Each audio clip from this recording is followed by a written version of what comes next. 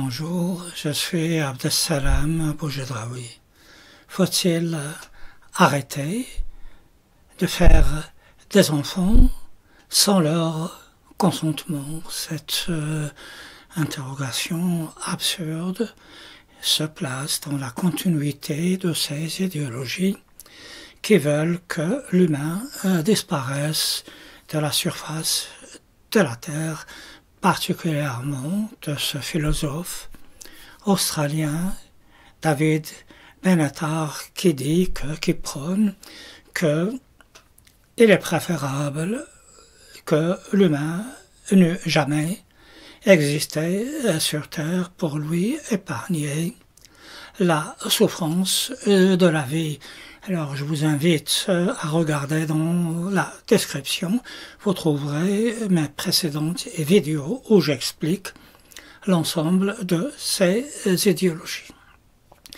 Et cette philosophie a été reprise par d'autres penseurs tels que Sophie Galabru, vous trouverez tout ça dans les liens, donc Sophie Galabru qui dit qu'il ne faudrait pas faire des enfants sans leur consentement.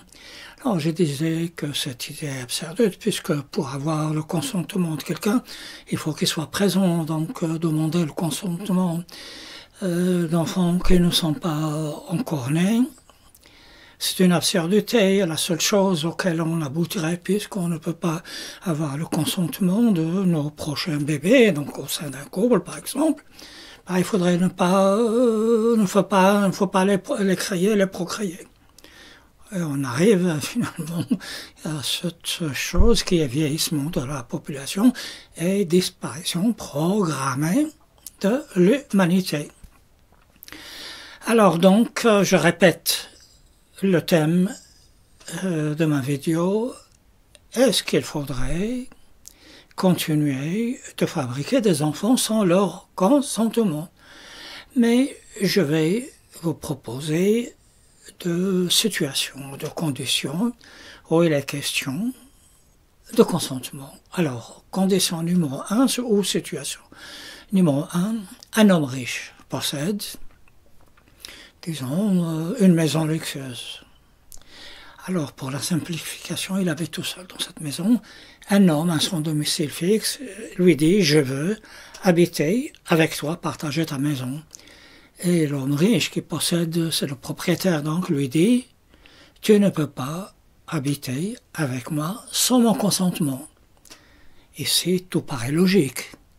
Mais l'occupant, le STF, pourra toujours lui dire « Vous savez, ce que vous possédez est illégitime, puisque lorsque nous sommes arrivés sur Terre, lorsque l'homme est apparu sur Terre, aucune terre n'appartenait à personne, et que celui qui a déclaré que cette terre m'appartient est un usurpateur, et combien même il se serait passé depuis cet événement des milliers d'années, des dizaines de milliers d'années, ça ne change rien à ce que vous possédez provient d'une précédente, d'une ancestrale, d'une antique usurpation, et donc j'ai le droit d'habiter dans cette maison ainsi que d'autres personnes. Là, je ne suis pas en train de dire n'importe quoi.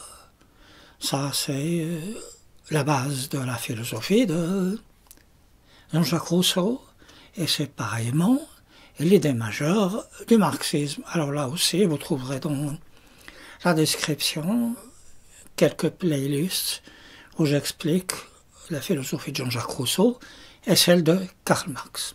Donc, ce que je voudrais vous dire à partir de cet exemple est que, bien sûr, il faut le consentement, mais il y a quelque chose de suprême, quelque chose qui est transcendant, qui est au-dessus de tout, qui fait que le consentement dans cette condition n'est que affaire obsolète.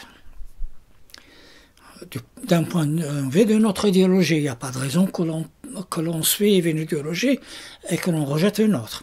Quoi qu'il en soit, je vous propose une seconde situation. Alors ici, un homme riche, c'est toujours question d'homme riche, il est tellement riche qu'il achète des personnes pour en faire des esclaves. Alors ce sont de vrais esclaves.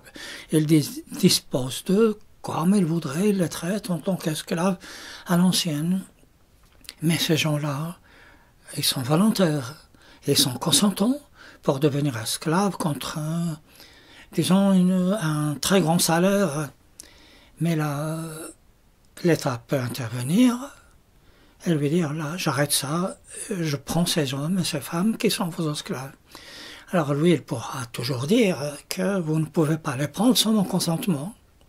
Et pourra toujours avancer que ces gens-là sont esclaves par leur propre consentement. Ça ne marchera pas. Pourquoi? Parce que toujours quelque chose de suprême, lorsque nous sommes arrivés sur Terre, lorsque l'homme est né sur Terre, personne n'avait le droit de posséder ou d'être supérieur à un autre. Nous étions sur une égalité, et c'est comme pour la propriété privée. Quelqu'un a usurpé un pouvoir, et il a dit que vous êtes des gens qui vont travailler dans cette terre que j'ai usurpée. Ensuite, ils deviennent des esclaves. Alors tout ça, je l'explique dans des précédentes vidéos, un petit coup d'œil à la description. Je suis désolé, je me répète. Alors, qu'est-ce que le message que je voudrais vous dire? C'est que dans certaines circonstances, le consentement est confronté à quelque chose qui lui est supérieur. Et donc là, je reviens à mon sujet.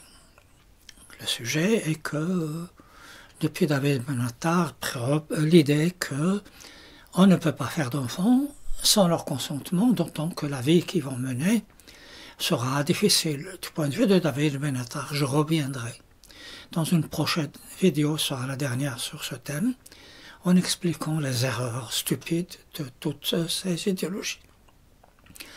Donc, mais ici, comme je l'ai dit, les bébés ne sont pas nés, les personnes ne sont pas nées, ils ne peuvent pas donner ou ne pas donner leur consentement.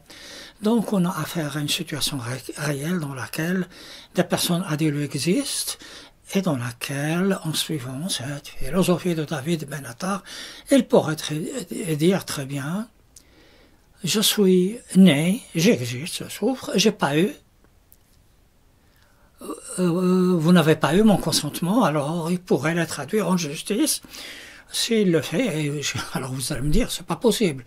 Alors là, ceux qui croient que c'est pas possible, ils se trompent. Je vous invite à regarder comment le monde a changé. Et donc, il pourra les traduire en justice. Alors, le corollaire est que toute femme et tout homme qui se marient ensemble, homme-femme, vont dire, moi, je veux pas d'enfant. Après, ils vont me mettre en prison. Mais David Benatar, Galabru, tout le reste, tout le tralala, ils sont tort. Parce que, pour que nous puissions subsister sur Terre, pour que nous puissions pas vieillir, connaître la dégénération de la vieillesse, et ne pas mourir et dépérir, que j'ai raconté tout ça dans ma précédente vidéo, par des handicaps, vraiment des incontinences, tout ce trait-là. Il faudrait que l'on fasse des enfants, que l'on crée une famille. C'est notre condition d'humain. Moi, je voudrais bien la changer, mais allez-y, trouvez-moi une alternative que Benatar, Sophie Galabru trouve une alternative crédible, et non pas une petite philosophie au petit bonheur. Donc, c'est une nécessité transcendante qui est au-dessus de tout. Par la suite, bien sûr, il faudrait améliorer notre condition de vie. Il faudrait améliorer ce qui nous fait du mal. Il faudrait trouver un moyen pour qu'il n'y ait ni viol, ni agression, ni séquestration, ni harcèlement. Ça, c'est le rôle des philosophes. Mais s'ils nous disent que on ne met pas en prison les méchants, mais on vous demande à vous, les victimes, de disparaître, alors tout est dit.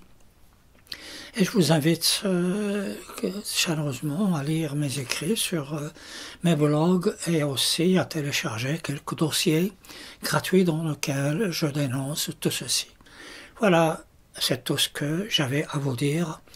Dans ma prochaine vidéo, je passe en revue l'ensemble de ces idéologies de destruction et qui voudraient que les humains disparaissent sur Terre. D'ici là, portez-vous bien.